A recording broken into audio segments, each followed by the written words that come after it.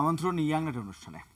আজ আমরা যে বিষয়টা নিয়ে কথা বলবো, ইয়াংনেট আজকে আমরা কথা বলবো ডিজিটাল সেবা এমন একটা কথার বিষয় নিয়ে। আপনারা নিশ্চয়ই জানেন এরই মধ্যে এই বর্তমান সরকার একটি অন্যতম নির্বাচনী ওয়াদা ছিল যে ডিজিটাল বাংলাদেশও করবে, এবং সেই দিকে এগিয়ে যাচ্ছে। বিশেষ করে ডিজিটাল বাংলাদেশ বলতে অনেক বেশি সরকারি যে অফিসগুলো আছে সেগুলো তো ডিজিটালি সেবা দেওয়া, কিংবা ঘরে বসে যেন সেই সেবাগুলো পেতে পারি, কিংবা সরকারের পক্ষ থেকে বারবারই যেমন বলা হয় যে এই যে সেবা প্রতিষ্ঠানগুলো আছে এগুলো একদম যারা সেবা নেবেন বা জনগণের একদম দৌড় গোড়ায় পৌঁছে দেওয়ার জন্য এই ডিজিটাল সেবাগুলো দেওয়ার ব্যবস্থা করা হচ্ছে। সব অফিসগুলোতে নানা ওয়েবসাইট তৈরি করা হয় এবং নানা ধরনের সেবা আছে, অ্যাপস করা হচ্ছে। তো এই বিষয়টা নিয়ে আমরা কথা বলবো। কাজে আজকে আমাদের সঙ্গে যারা আছেন তারা সবার প্রতি শুভকামনা, শুভেচ্ছা। আজকে যিনি এই বিষয়টা নিয়ে আমাদের সঙ্গে কথা বলুন, আজকে আমাদের একজনই আমাদের সঙ্গে অতিথি হিসাবে আছেন, মোহাম্মদ সামিউল মাসুদ, তিনি উপপরিচালক দুর্নীতি দমন কমিশন। সামিউল মাসুদ, আমাদের স্বাগত আপনাকে। ধন্যবাদ। তাকে আমরা আজকে আমন্ত্রণ জানাচ্ছি কারণ তার এই অভিজ্ঞতা রয়েছে। তিনি এই সরকারি চাকরি করেন এবং এই সূত্রে তিনি অনেকগুলো প্রতিষ্ঠানে, মানে অনেক বাংলাদেশে বিভিন্ন জায়গায় কাজ করেছেন, বিভিন্ন পদে কাজ করেছেন। তখন তিনি এই ডিজিটাল সেবা যেটা বলছি তিনি চালু করার ক্ষেত্রে এক ধরনের অবদান রেখেছেন। সেই বিষয়টি আমরা কথা বলবো। তো তার আগে আমরা আলোচনা যাওয়ার আগে আমরা চট করে একটু আজকে অনলাইন পত্রিকাগুলোর শিরোনামগুলো দেখে তার আলোচনা ঢুকতে পারি। bdnews24.com প্রথমে আছে। তারা যেটি শিরোনাম করেছে, প্রধান শিরোনাম, ঢাকায় যুক্ত 16 ইউনিয়নে মশা মারবে কে। এই ঢাকায় চিকনগুনিয়া নিয়ে সারা প্রায় প্রতিদিনই আলোচনা হচ্ছে। আজকে তাদের প্রধান শিরোনাম এটি। টিয়ার সেল, অন্ধ হয়ে যাচ্ছেন সিদ্দিকুর, এইচএসসি ফল জানা যাবে যেভাবে। আজকেই যদি সেই হিসেবে করি, আজকেই মানে গতকাল আগামীকাল সকালে এইচএসসি পরীক্ষার রেজাল্ট বের হবে। বড় একটি বাংলাদেশের জন্য উৎসবও অনেকটা এরকম হবে। বাংলা ট্রিবিউনের প্রধান শিরোনাম, ভোট হবে সংসদ ভেবে।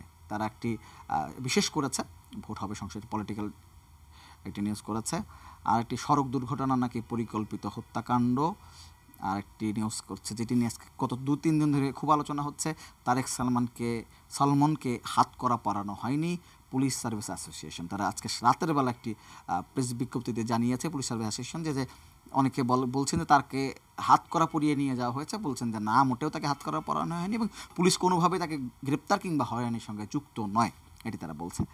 প্রথম আলো যে প্রধান শিরোনাম আছে, 10 দিনে চিকনগুনিয়া নিয়ন্ত্রণে আসবে। আজকে সাইদ খোকন বলেছেন, ঢাকা দক্ষিণের মেয়র, এবং এটি কী বলবো, দুঃখের খবরই বলতে হবে, তার মাও চিকনগুনিয়া আক্রান্ত হয়েছেন। সাইদ খানের মাও চিকনগুনিয়া আক্রান্ত হয়েছেন।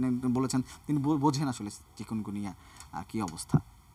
তার মার সুস্থতা কামনা করছেন, সেই সঙ্গে সারা বাংলাদেশে এবং ঢাকা শহরে বেশি তো যারা চিকনগুনিয়া আক্রান্ত হয়েছে তাদের সুস্থতা কামনা করছে। রোডও নাই, ম্যাপও নাই, মওদুদ বলেছেন। আচ্ছা, আমরা মনে হয় একটু আলোচনায় যেতে পারি, মূল আলোচনায় যেতে পারি আমাদের। তবে দর্শক যারা দেখছেন তারা আমরা প্রত্যাশা করব যে আপনারা আমাদের সঙ্গে যুক্ত হবেন। কোনো প্রশ্ন থাকলে যদি আমাদের আলোচনা শুনতে শুনতে মনে হয় কোনো মতামত দিবেন, তাহলে ফোন নাম্বারগুলো নিশ্চয়ই স্ক্রিনে দেওয়া আছে। আমরা প্রত্যাশা করবো যে এই সময় আপনারা আমাদের সঙ্গে যুক্ত হবেন। আচ্ছা, সামিউল মাসুদ, একটু জানতে চাইব, আমি বলছিলাম দর্শকদের পরিচয় করে দেওয়ার সময় আপনি বিভিন্ন জায়গায় দায়িত্ব পালনের সময় এই ডিজিটাল সেবাটি জনগণের মধ্যে ছড়িয়ে দেওয়ার একদম চেষ্টা করেছেন। শুরুটা কীভাবে হয়েছিল? শুরুটা হয়েছিল বেসিক্যালি 2013 সালে, যখন আমি সহকারী কমিশনার ভূমি হিসাবে চট্টগ্রাম সদর সার্কেল ভূমি অফিসে কর্মরত থাকার সুযোগ লাভ করি। এরপর থেকেই আমি বেসিক্যালি ভূমি সেবাটাকে কত সহজে মানুষের কাছে পৌঁছে দেওয়া যায়। এবং আপনি অবশ্যই জানেন যে আমাদের প্রথাগত যে ভূমি সেবা প্রদান প্রক্রিয়া আছে, সেই প্রক্রিয়ার মধ্যে আনফর্চুনেটলি কিছু মধ্যস্বত্বভোগীদের আমরা উপস্থিতি দেখতে পাই, এবং মানুষের মধ্যে আমরা বলতে পারি যে ভূমি অফিস সম্পর্কে যে পরিমাণ প্রত্যাশা আসলে থাকে, ততখানি হয়তো আমরা প্রত্যাশা পূরণ করতে পারিনি। তো এই ক্ষেত্রে আমাদের যে রিয়েলাইজেশনটা ছিল সেটি হচ্ছে যে আমরা একটি টিমওয়ার্কের বেসিসে যদি একটি ডিজিটাল প্ল্যাটফর্মের মাধ্যমে যারা সেবা প্রত্যাশী এবং সেবা দাতা এদের একটা সংযোগ ঘটানো যায় এবং এমন একটা সিস্টেম এস্টাবলিশ করা যায় যাতে অটোমেটিক্যালি স্বয়ংক্রিয়ভাবে মধ্যস্বত্বভোগীদের কোনো প্রয়োজনই হবে না। কারণ মানুষ আসলে বেসিক্যালি অনেক ক্ষেত্রে ভূমি বিষয়গুলো একটু জটিলই তুলনামূলকভাবে, তারা অনেক কিছু জানে না, বিধায় তারা অনেক ক্ষেত্রে মধ্যস্বত্বভোগীদের উপর নির্ভরশীল হয়ে পড়ে এবং তারা সেই সুযোগটা নেয়। তো আমরা চেষ্টা করেছি যে এই সরাসরি সংযোগ স্থাপনটা কিভাবে হবে। তখন আমরা চালু করি যে এসএমএস প্রদান বিভিন্ন গুরুত্বপূর্ণ পর্যায়ে একটি নামজারি সেবার কথাই যদি আমি বলি, নামজারি সেবার বিভিন্ন পর্যায় আছে। একটি আবেদন অ্যাকসেপ্ট হওয়া, তারপরে সেটি তহসিল অফিসে যাওয়া, তহসিল অফিস থেকে ফেরত আসা, তারপরে সেটি অনুমোদন হলো কি হলো না, তারপর অনুমোদন হওয়ার পর তার যে খারিজ খতিয়ান যেটাই আমরা বলে থাকি বা নামজারি খতিয়ান বলে থাকি, সেটি প্রস্তুত হলো কি হলো না, এই বিষয়গুলো মানুষের জানার অধিকার আছে এবং সেটা নির্ধারিত সময়ের মধ্যে হলো কিনা এবং সেটা কত টাকা সরকারি ফি, এই বিষয়গুলো আমরা খুদে বার্তার মাধ্যমে এসএমএস এর মাধ্যমে আমরা ব্র্যান্ডেড এসএমএস এসি ল্যান্ড সদর এই নামে আমরা দিয়ে দিতে থাকলাম এবং এটা একটা অভূতপূর্ব একটা সাড়া পড়েছিল। এভাবে এখানে আমি বেসিক্যালি শুরু। এখানে একটু আমি আপনি থামাবো, আমার একটা প্রশ্ন আছে, তারপর আবার আমরা জানতে চাইবো। সেটা হচ্ছে যে আপনি যে সেবাগুলো বলছিলেন, এটা আপনি শুরু করেছিলেন চট্টগ্রামে। চট্টগ্রামে মানে এই সেবাগুলো কি মানে চালু করাটা কি এত কঠিন যে অন্য নদী বা বাংলাদেশে যেসব এই সিলেট অফিসগুলো আছে সেগুলোতে কেন এই সেবাটা চালু করা যায় না? মানে সমস্যাটা কোন জায়গায়, না ইচ্ছায় নাকি অন্য কোনো? আপনি জেনে খুশি হবেন যে বর্তমানে প্রায় আমার জানা মতে প্রায় 150টির মতো এসিল্যান্ড অফিসে কিন্তু এই সার্ভিসটি চালু হয়েছে। এটা 2013 সালে বেসিক্যালি আমাদের বেশ কয়েকজন এসিল্যান্ড উদ্যোগ নেয়, আমাদের পূর্বেও নিয়েছে, হয়তো তখন হয়তো মোবাইল ফোনের এত রিচ এত মানুষের কাছে ছিল না বা ডিজিটাল প্রযুক্তির ব্যবহারটা ওভাবে ছিল না। এর সঙ্গে আমি অবশ্যই আরেকটি কথা যোগ করতে চাই যে ডিজিটাল প্রযুক্তি আসলেও বর্তমান সরকারের যে ম্যান্ডেটটি রয়েছে সেই ম্যান্ডেটটা কিন্তু আমরা খুব সহজে এটা অ্যাকসেপ্ট করে নিয়েছি, বিশেষ করে তরুণ প্রজন্ম। সো এই কারণে আমার মনে হয় যে তরুণ কর্মকর্তাদের মধ্যে প্রযুক্তি বান্ধব একটি মানসিকতা যেমন আছে, সেটি সরকারিভাবে প্রয়োগ করার ক্ষেত্রেও তাদের মধ্যে একটা ইতিবাচক একটা আছে, মানে শুরু হয়েছিল সেই সময় থেকে। তো তখন থেকে বেসিক্যালি অনেকেই একসাথে আমরা কাজ করা শুরু করি। এই যে আপনি যখন চালু করা শুরু করলেন, একটু যারা সেবা নিচ্ছিলেন তাদের সাড়াটা কিভাবে পেয়েছেন? অভূতপূর্ব সাড়া, যেটা আমি বলছিলাম যে আসলে মানুষ এতদিন মনে করতো যে এসি ল্যান্ড অফিসে বারবার একটি সার্ভিস নেওয়ার জন্য, সেটি নামজারি হোক বা যে কোনো নকলের জন্য আবেদন করে নকলটা পাওয়ার ক্ষেত্রে বারবার আসতে হয়। অবশ্যই, জি, এটা স্বীকার করতে কোনো দোষ নেই যে আমাদের ভূমি অফিসগুলোতে দুর্নাম ছিল। এখন আমি মনে করি যে অনেকখানি একটা ট্রান্সপারেন্সি এসছে, কিন্তু আগে মানুষ বারবার যেত, কিন্তু যখন মানুষ দেখলো যে তার কাছে মেসেজগুলো উল্টো চলে আসছে, এই সিল্যান্ডের সেবাগুলো বা ভূমি অফিসের সেবাগুলো দেওয়ার অনেকগুলো ক্ষেত্র উন্মোচিত হয়েছে। সেটা অনলাইনেও আমরা একটা সিস্টেম করেছিলাম যে কেউ যদি খুব বেশি প্রযুক্তি বান্ধব মানসিকতা থাকে, সেই ইচ্ছে করলে অনলাইনেও সে কিন্তু দেখে নিতে পারে যে তার মামলাটি কী অবস্থায় রয়েছে, সেই জানার অধিকারটি মানুষের আছে। তো এরকম হওয়ার ফলে হয়ে গেছে কি যে মানুষের ভূমি অফিসের প্রতি এক ধরনের আস্থা ফিরে আসার একটি সুযোগ তৈরি হয়েছে। আপনি যখন এই উদ্যোগটা নিলেন, ডিজিটালাইজড করার উদ্যোগটা নিলেন, জানতে চাইবো যে নিশ্চয়ই আপনি ঊর্ধ্বতন মহলের সাথে কথা বলতে হয়েছে, তারপর একটা বড় ব্যাপার আছে, সেটা যখন আপনি আইডিয়াটা দিলেন সেখান থেকে কি ধরনের ফিডব্যাক পেয়েছিলেন? আমি এক্ষেত্রে বলবো যে আমি অত্যন্ত ভাগ্যবান যে আমি আমার ঊর্ধ্বতন কর্তৃপক্ষের খুবই ইতিবাচক মানে পৃষ্ঠপোষকতা পেয়েছি, যেটি আসলে আমার কাজটিকে অনেক সহজ করে দিয়েছে। বিশেষ করে আমি নাম উল্লেখ করতে চাই, আমার তৎকালীন বিভাগীয় কমিশনার ছিলেন জনাব মোহাম্মদ আবদুল্লাহ। উনি একজন প্রযুক্তি বান্ধব একজন কর্মকর্তা, সিনিয়র কর্মকর্তা। বর্তমানে তিনি শিল্প মন্ত্রণালয়ের সচিব হিসেবে দায়িত্ব পালন করছেন। একই সাথে আমার তৎকালীন জেলা প্রশাসক ছিলেন মেজবাউদ্দিন স্যার। দুজনই অত্যন্ত ইতিবাচক ছিলেন এবং তাদের পৃষ্ঠপোষকতার কারণে কিন্তু কাজটি আসলে সম্ভব হয়েছে। যখন আপনার অফিস একদম যেখানে আপনি চালু করলেন, সেখানকার নিশ্চয়ই একটা সেটআপ তৈরি করতে হয়েছে, বা যারা কাজ করতো আগে থেকে কাজ করছিল তাদেরও প্রশিক্ষণ দিতে হয়েছে বা অভ্যস্ত করতে হয়েছে। প্রথম দিকে তারা আসলে অভিযোগ করতো নাকি আসলে এই ব্যাপারটাকে ভালোভাবেই নিয়েছিল? মানে একটা লম্বা সময় তারা অভ্যস্ত এই কাগজের সাথে। আপনি খুব চমৎকার একটি প্রশ্ন করেছেন। এই জন্য বলবো যে আসলে কোনো কাজই আসলে ততক্ষণ পর্যন্ত সাস্টেনেবল হয় না যতক্ষণ পর্যন্ত এটা টিম ওয়ার্ক না তৈরি হয়। এবং আনফর্চুনেটলি আমাদের এসি ল্যান্ড অফিস বা যে কোনো সরকারি অফিসের মধ্যে এই টেন্ডেন্সিটা আমরা একটু কম্পারেটিভলি একটু কম দেখতে পাই, যে টিম ওয়ার্ক। সাধারণত বস যিনি থাকেন তিনি যেভাবে ডিজায়ার করেন, এটা সব জায়গাতে, এটা শুধুমাত্র সরকারি বলবো তা না, সরকারি বেসরকারি সব জায়গাতে একই রকম এরকম একটা হয়ে গেছে। তো কিন্তু আমরা মনে করি যে চেঞ্জ যদি করতে হয় তাহলে সেক্ষেত্রে অবশ্যই আমাকে পুরো টিমকে নিয়ে কাজ করতে হবে। তো সেক্ষেত্রে আমাদের যে চ্যালেঞ্জটি অতিরিক্ত ছিল যে ভূমি অফিসে সব ক্ষেত্রে কিন্তু একটা মানে একটা অস্বচ্ছতার একটা বিষয় কিন্তু তুলনামূলকভাবে আছে বা ছিল। এখন আমি মনে করি যে অনেকটা কমে এসছে। তো তাদেরকে এই বিষয়টাতে মোটিভেট করা এটা একটা চ্যালেঞ্জ ছিল। এবং অনেকে আপনি যেটা বললেন যে অনেকে মনে করছে এরকম হয়তো উদ্যোগ হবে, পরে আবার কয়েকদিন পরে আবার ঠিকই বোঝা যাবে, লাইনে চলে আসবেন বা উনি হয়তো বুঝে যাবেন। কিন্তু আমাদের একটা প্রত্যয় ছিল যে আমরা এটাকে সাকসেসফুল করব। এবং আমার একটা ব্যক্তিগত অ্যানালাইসিস হলো যে সাধারণত 80% মানুষ হচ্ছে ভালো, আচ্ছা 20% মানুষ হয়তো কখনোই একসেপ্ট করবে না। কিন্তু এই 80% মানুষের মধ্যে হয়তো সিস্টেমের কারণে, সিস্টেম না থাকার কারণে, ভালো একটা সিস্টেম না থাকার কারণে হয়তো এর মধ্যে 50% মানুষ হয়তো নেগেটিভ সাইডে চলে গেছে। বাট রিয়েলি ভালো হয়তো 30% মানুষ, কিন্তু বাকি 50% মানুষ সিস্টেম না থাকার কারণে খারাপ হয়ে গেছে।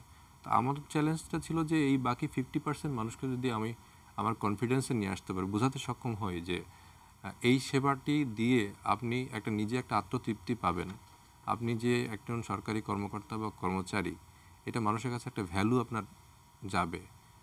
এক্ষেত্রে অনেকভাবে মোটিভেট করতেছে, তাদেরকে প্রশিক্ষণ দিতে হয়েছে। প্রথমে হয়তো 2-3 জন ছিল আমার সাথে, পরে যখন মানুষ এটা অ্যাপ্রিসিয়েট করেছে তখন তাদের মধ্যে একটা গর্ববোধ হয়েছে যে আমার অফিস সম্পর্কে বাইরের মানুষ ভালো বলছে। এতে আমার ভিতরের যে কর্মচারী ছিল তারা কিন্তু ধীরে ধীরে তাদের সংখ্যা বৃদ্ধি পেয়েছে যারা এই বিষয়টিকে ইতিবাচকভাবে নিয়েছে। আপনি আসবো, একটা ফোন আছে, দর্শক আছেন, ফোনটা নিয়ে আসছেন। হ্যালো, কে বলছেন, কোত্থেকে বলছেন, নামটি বলে প্রস্তুতি করুন। হ্যালো, শুনতে পাচ্ছেন? জি শুনতে পাচ্ছি, আপনার নামটি বলে প্রস্তুতি করুন। ওকে, আমি কর্নেল শাহিন, আমি মাসুদের ফ্রেন্ড। আচ্ছা তো মাসুদকে ইনফ্যাক্ট দোস্ত দেখে খুব ভালো লাগতেছে ধন্যবাদ। এবং আমরা we really proud of you. দেখে ভালো লাগতেছে তোর মতো একজন জ্ঞানী এন্ড বুদ্ধিমান মানুষকে এখানে নিয়ে আসছে। এটিএন নিউজকে অশেষ ধন্যবাদ। ধন্যবাদ আপনাকে, ধন্যবাদ আপনাকে। আচ্ছা, একটু জানতে চাই, এখন আপনার বন্ধু ফোন করে যেভাবে আপনাকে অ্যাপ্রিসিয়েট করলো, যখন আপনি আমি একটু আবার আপনার কর্মক্ষেত্রে চলে যেতে 2013 সালের কথা জানতে চাই, যখন আপনি একটি ভূমি অফিসকে এইভাবে ডিজিটালাইজ করলেন, সাধারণ মানুষ এসে নিশ্চয়ই আপনার সাথে কথা বলেছে, তাদের কি ফিডব্যাক দিয়েছে যে এটা করেন, এটা করলে বেটার হয়, বা সেভাবে কি আপনি আপনার সেই সিস্টেমটাকে আপগ্রেড করেছিলেন কিনা? জি, এটা একটা খুব গুরুত্বপূর্ণ প্রশ্ন যে মানুষের নিডটা জানা। নিডটা একজন নতুন কর্মকর্তা একটি বিশেষ পদে যাওয়ার পরপরই কিন্তু সব কিছু আসলে জানা সম্ভব না। এখানে আমি একটা সিস্টেম চালু করেছিলাম যেটি আমি আসলে আমার বেশ কিছু সিনিয়র কর্মকর্তাদের পরামর্শে চালু করেছিলাম। সেটি হলো গণশুনানি। এসিল্যান্ড অফিসে যদি গণশুনানিটা হয়, যে মানুষ আসলে সরাসরি এসিল্যান্ডের সঙ্গে কথা বলবে, মানে অফিস প্রধানের সঙ্গে সরাসরি কথা বলার সুযোগ পাবে, এর মধ্যে আর কেউ থাকবে না। তো সেই ক্ষেত্রে সুবিধাটা হচ্ছে যে মানুষের যে আশা আকাঙ্ক্ষা সমস্যাগুলো জানার এবং তাদের কাছ থেকে যে সমস্যার সমাধানও কী হবে অনেকে সেটাই কিন্তু প্রস্তাব করে দেয়। তো এইটা কিন্তু আমাকে হেল্প করেছে যে এই যে ডিজিটাইজেশনের একটা প্ল্যাটফর্ম তৈরি করার ক্ষেত্রে আমি কি কি জিনিস রাখা দরকার। তো আমার মনে হয় যে ফিডব্যাকটা অবশ্যই খুবই গুরুত্বপূর্ণ এবং তাদের কাছ থেকে গৃহীত যে প্রস্তাবনাগুলো এগুলো আমি কনসিডারেশনে রেখে আসলে কাজগুলো করতে ত্বরান্বিত। এখানে প্রশ্ন, সেটা হচ্ছে এক সময় আমাদের সরকারি অফিসার বা যেটা আছে তাদের মধ্যে আমি সত্যি কথা, আমি যে কিছুদিন আগে তবে ঔপনিবেশিক একটা ছিল যে আগেকার সরকারি অফিসাররা যেমন জনগণের সঙ্গে তাদের দূরত্ব একটু থাকতো সবসময়, কিন্তু এখন কিন্তু বারবারই বলা হচ্ছে যে সরকারি অফিসার এবং জনগণের মধ্যে এক ধরনের যত কাছাকাছি আসতে পারবে তত আসলে কাজটাও ভালো হবে, সরকারি যে দায়িত্বগুলো আছে সেটা আর পালন করার সুবিধা হবে, এবং ধীরে ধীরে তরুণ অফিসাররা যত আসছে দায়িত্বে সেই জিনিসে দেখাও যাচ্ছে যে যারা গিয়ে সেটা করতে চাচ্ছে। এটিকে সে তরুণ এখন কি যে তরুণ যারা আছেন তাদের মধ্যে কি এটা এক ধরনের চেঞ্জ আপনি দেখতে পান যারা অফিসার হয়ে যায়, যে আসলে যে জনগণের সাথে গিয়ে তাদেরকে সাথে নিয়ে কাজ করার ইচ্ছাটা সেটি আসলে কতটুকু থাকে? খুবই মানে চমৎকার একটি বিষয় যে আপনি যেটা বলেছেন যে এখানে সরকারি কর্মকর্তারা ওপেননেসটা আসলে খুবই গুরুত্বপূর্ণ এবং এটা বেসিক্যালি একটা গভর্নেন্সের চেঞ্জ।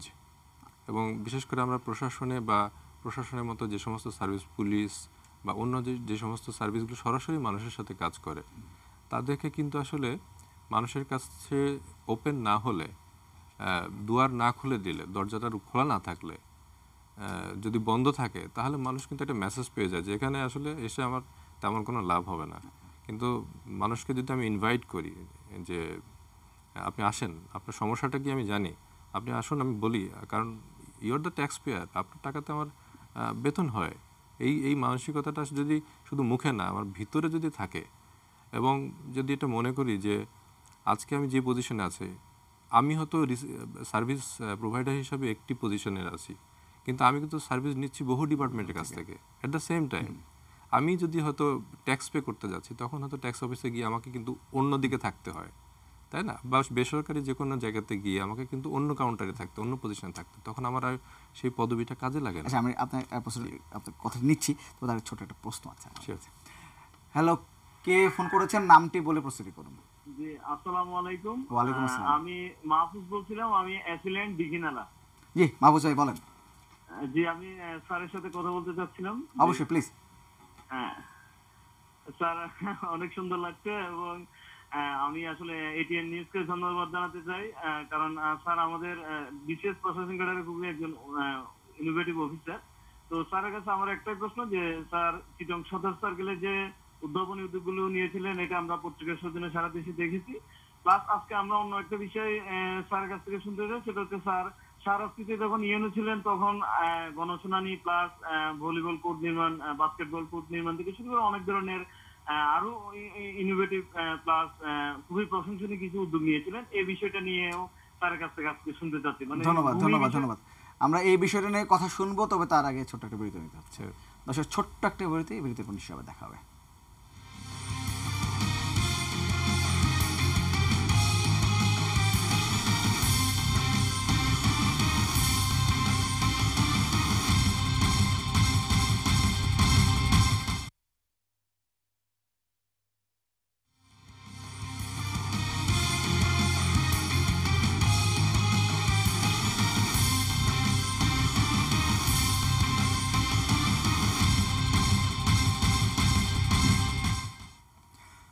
বিরতির পর আবার আমন্ত্রণ ইয়াং নেট অনুষ্ঠানে। আজ আমরা কথা বলছি ডিজিটাল সেবা, এই বিষয়টি নিয়ে কথা বলার জন্য। এই বিষয়টি কথা বলার জন্য আমাদের সঙ্গে আজকে সরকারি কর্মকর্তা আছেন মোহাম্মদ সামিউল মাসুদ, তিনি উপপরিচালক দুর্নীতি দমন কমিশন। আমাদের অনুষ্ঠানে স্বাগত আপনাকে আবারও। আচ্ছা, বিরতির আগে একজন দর্শক ফোন দিয়েছিলেন, তিনি আপনি জানতে চাচ্ছিলেন যে আপনি চাঁদপুরের শাহরাস্তি উপজেলায় যখন ইউনো হিসেবে গিয়েছেন, তখন তিনি বলছেন অনেকগুলো কাজ আপনি করেছেন এই ডিজিটাল সেবা দেওয়ার জন্য। কী কী ডিজিটাল সেবা নিয়ে যদি শুনতে চাই, সেখানে কী করেছেন? ইউনো হবার পর কী করলেন?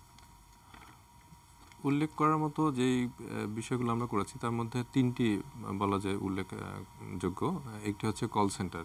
উপজেলা পর্যায়ে আমার জানা মতে সেটি ছিল বাংলাদেশের প্রথম কল সেন্টার, এটি একটি। তারপর দ্বিতীয়টি হচ্ছে একটা আমরা শিক্ষা বাতায়ন করেছিলাম।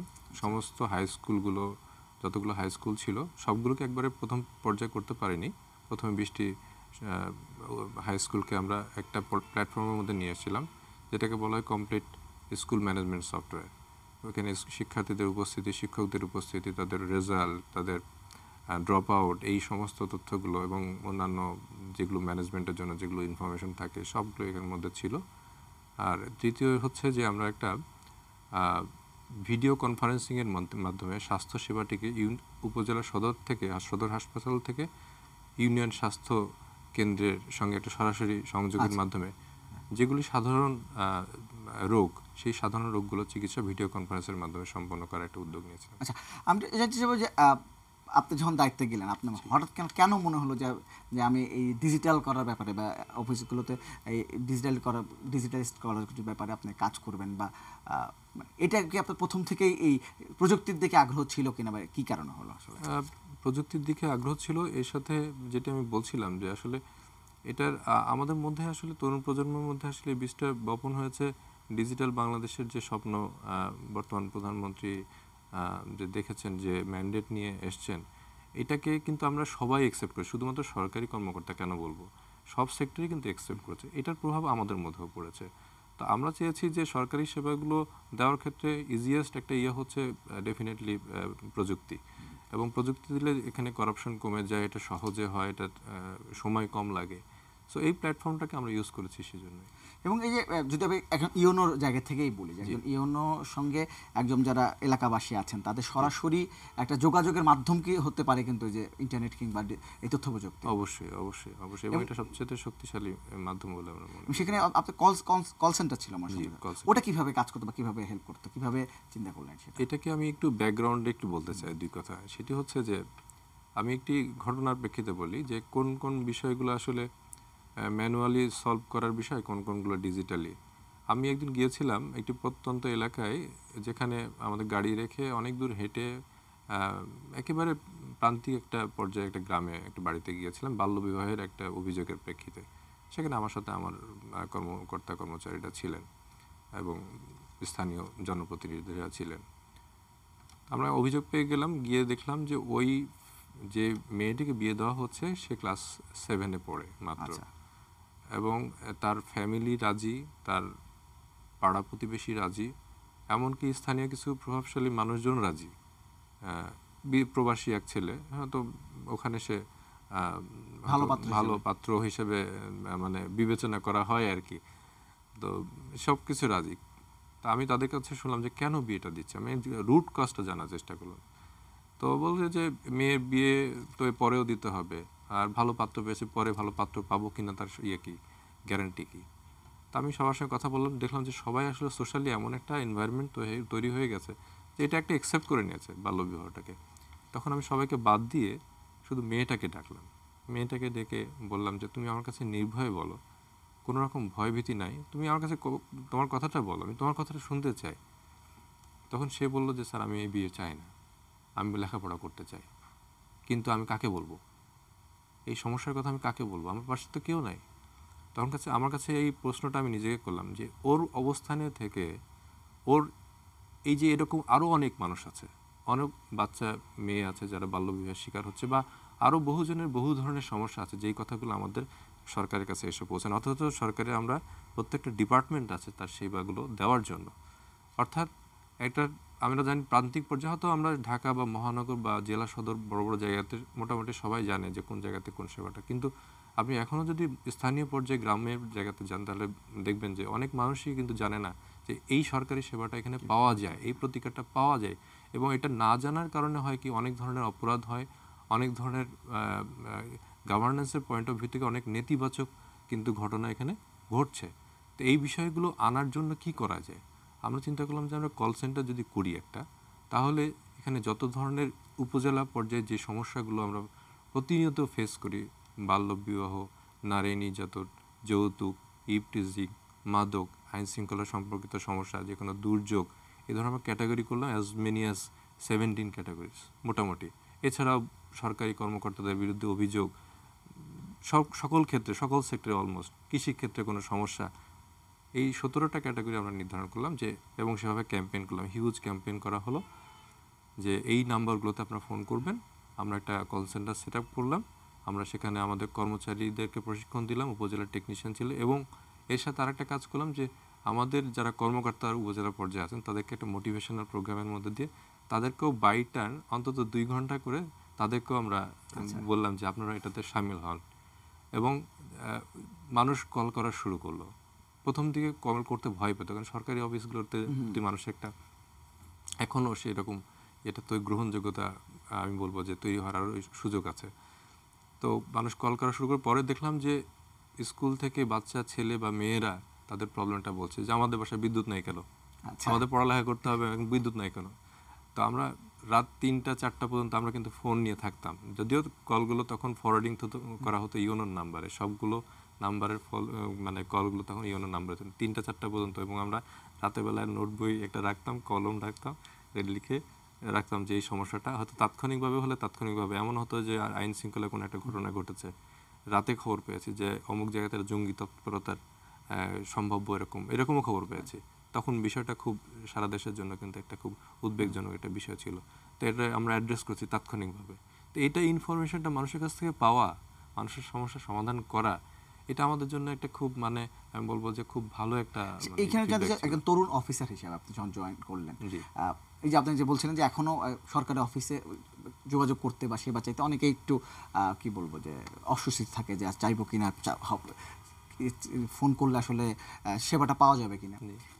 এই যে দূরত্বটা, এটা কি একটু তরুণ অফিসার হিসেবে একটু আপনার খারাপ লাগতো কিনা, কিংবা এই ব্যারিয়ারটা ভেঙে দেওয়ার ইচ্ছা আপনার ছিল কিনা, কখন হলো? এটা আমি আমি শুধুমাত্র আমার ক্ষেত্রে বলবো না, আমি বলবো যে বর্তমান তরুণ প্রজন্মের অনেক কর্মকর্তাই আছেন যারা এই ব্যারিয়ারটা আসলে মানে ইয়ে করছেন না, কোনোভাবে এটা অ্যাকসেপ্ট করছেন না, এবং একটা চেঞ্জ কিন্তু হয়েছে। এবং আপনি নিশ্চয়ই এখন অনেক সরকারি অফিসগুলোতে গিয়ে দেখবেন যে আজ থেকে 10 বছর বা 15 বছর আগে যেরকম ইয়ে ছিল, যেমন দরজা বন্ধ করে থাকতো, সাধারণত অফিসার দেখা করার সুযোগ থাকতো না, মাঝখানে অনেক কর্মচারী বাধা দিত, এখন কিন্তু সেই বিষয়টা নেই।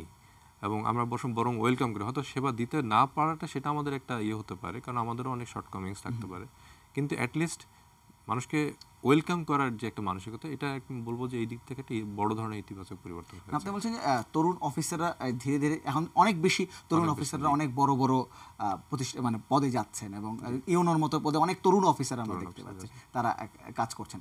এর ফলে একটা ইতিবাচক পরিবর্তন আসতে শুরু করেছে। জি জি অবশ্যই। আচ্ছা, একজন ফোন করেছেন, আপনার সেই চাঁদপুর শাহরাস্তি উপজেলা থেকে একজন ফোন করেছেন। হ্যালো, আপনার নামটি বলে আপনার প্রস্তুতি করুন। জি, আসসালামু আলাইকুম। আমি আশিকুর রহমান বলছি জি আশিক, বলেন। শাহরাস্তি থেকে।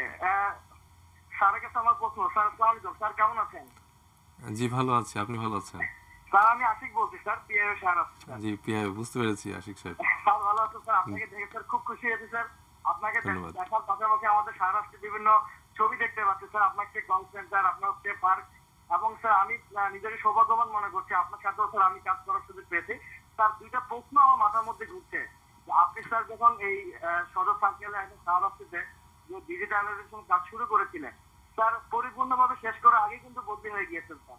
এই যে বদলিজনিত স্যার বিষয়গুলো, এটা স্যার আপনি কিভাবে দেখছেন? আর আরেকটা প্রশ্ন স্যার, শাহরাস্তিতে যে কল সেন্টার চালু করেছেন স্যার, এটার আসলে কি পুরো বাংলাদেশের সব উপজেলায় এরকম কল সেন্টার চালু হওয়ার সম্ভাবনা? ধন্যবাদ আশিকুর রহমান, ধন্যবাদ। আপনার প্রশ্নটা আমরা বুঝতে পেরেছি। আমারও আসলে এই প্রশ্নটা, যখন আপনারা কাজ শুরু করেন বা একজন শুরু করছেন, সরকারি চাকরি মানে তো বদলির চাকরি, এটা রুলসের মধ্যে আছে, কিন্তু যখন একটা কাজ অর্ধেক কিংবা 80% করে চলে যান, সেটি পুরোটা যেন হয়, এটির আসলে ব্যবস্থা করা যায় কিনা, বা তখন আসলে কি রকম লাগে? পিআই সাহেব উনি জানেন আসলে অসম্পূর্ণ রেখে না, উনি হয়তো বলতে চাচ্ছিলেন যে আসলে সম্পূর্ণ করেই আসা হয়েছে, তবে জিনিসটা আরেকটু সাস্টেনেবল করার একটা বিষয় হয়তো উনি মেন করেছেন।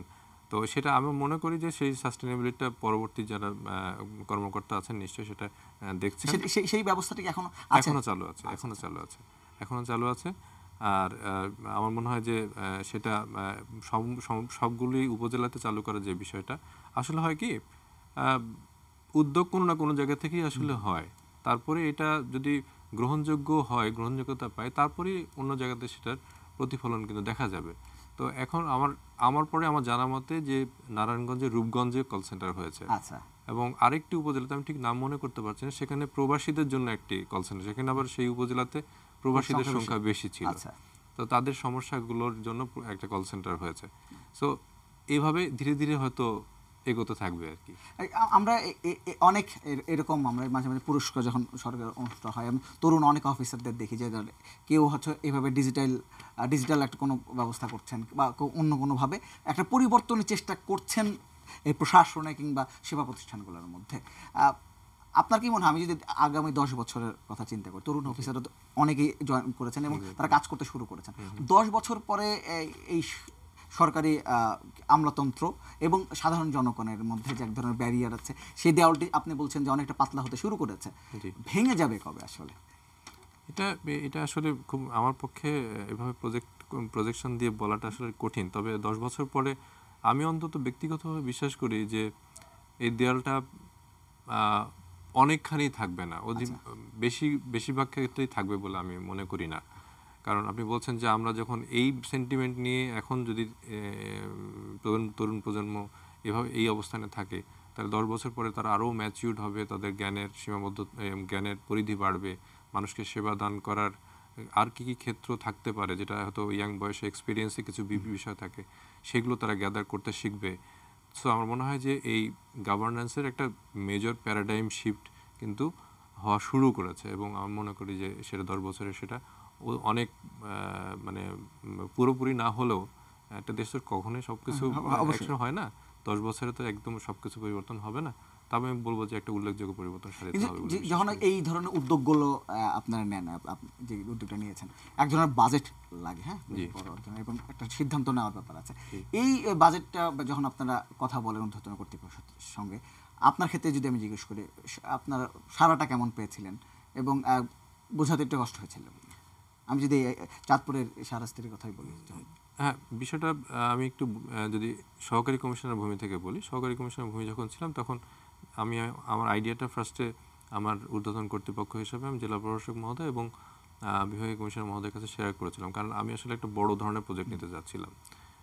এটা শুধুমাত্র যে এখানে ডিজিটাল বলতে এখানে কিন্তু সমস্ত খতিয়ান, মৌজা ম্যাপ, দাগসূচি, সাবেক হালদাগের যে একটা থাকে, দাগসূচির একটা ফরম্যাট থাকে, এই সমস্ত কিছু কিন্তু অনলাইনে আছে, এখনও আছে সেগুলি, এবং প্রতিনিয়ত নতুন নতুন খতিয়ান সেখানে যোগ হচ্ছে, এবং মেসেজ দেওয়ার সিস্টেম এগুলো সেখানে আছে। এবং তার সাথে আমরা আরেকটা জিনিস কাজ করেছিলাম, সেটা হচ্ছে ওই ওয়ান স্টপ সার্ভিস সেন্টার। কারণ অনেকের কাছে প্রযুক্তি নেই। আমার যেই মানুষটি কৃষক, সে কিভাবে বুঝবে, সে কিভাবে তার খতিয়ান। আমাদের সময় একদম শেষ, আমি একদম আপনার লাস্ট প্রজেক্টে জানতে চাচ্ছি, এখন আসলে পরিকল্পনা কি, এখন কি নিয়ে আছেন? এখন আমি কর্মরত আছি দুর্নীতি দমন কমিশনে। এখানে অনেকগুলি আমার যে দায়িত্ব আছে তার পাশাপাশি কিছু স্পেশাল অ্যাসাইনমেন্ট আছে যেগুলোকে ইনোভেশনের আওতায় ফেলা যায়। যেমন দুদকে আপনারা সম্প্রতি জানেন যে একটি হটলাইন চালু হচ্ছে, এর সাথে আমাদের সমগ্র অনেক অফিসার কর্মকর্তা কাজ করছে, তার একটি অংশে আমি কাজ করছি। এবং এটা চালু হলে আমরা আশা করি যে মানুষের যে দুর্নীতি সংক্রান্ত অভিযোগগুলো সেগুলো সরাসরি আমাদের হটলাইনে আসবে, এবং আমরা এগুলোর প্রতিকার নিতে আগের চেয়ে অনেক সক্রিয় ভূমিকা পালন করতে পারবো। আপনাকে ধন্যবাদ সামিল মোর্শেদ আমাদের অনুষ্ঠানে আসার জন্য, এবং আপনি আসলে আপনার সাথে কথা বলে ভালো লাগলো, এবং যারা নিশ্চয়ই অনুষ্ঠান দেখেছেন তারা নিশ্চয়ই এরই মধ্যে আন্দাজ করে ফেলতে পেরেছেন বা একজন আশাবাদী হতে পেরেছেন। দেখবা সরকারি অফিস সম্পর্কে অনেকেরই এক ধরনের ভীতি কাজ করে কিংবা অস্বস্তি কাজ করে, এবং আমরা আশাবাদী হয়ে বলতে চাই যে হয়তো সময় যত গেরুবে ধীরে ধীরে, আমার মনে হয় এই সরকারি, আমি যেটা বলছিলাম যে এক ধরনের সরকারি কর্মকর্তার সঙ্গে সাধারণ মানুষের মধ্যে এক ধরনের যে দূরত্ব আছে, সেটি আরও কমতে কমতে এক সময় প্রত্যাশা করবো যে স্বপ্নের আসলে সার্ভিস আমরা প্রত্যাশা করি সেটি আমরা দেখতে পাবো। আপনি অসংখ্য ধন্যবাদ। আপনাকে অসংখ্য ধন্যবাদ। দর্শক যারা আমাদের সঙ্গে ছিলেন তাদেরকে অসংখ্য ধন্যবাদ। নিশ্চয়ই আমাদের পরে অনুষ্ঠানের সাথে থাকবেন এবং এটিএনের সঙ্গে থাকবেন।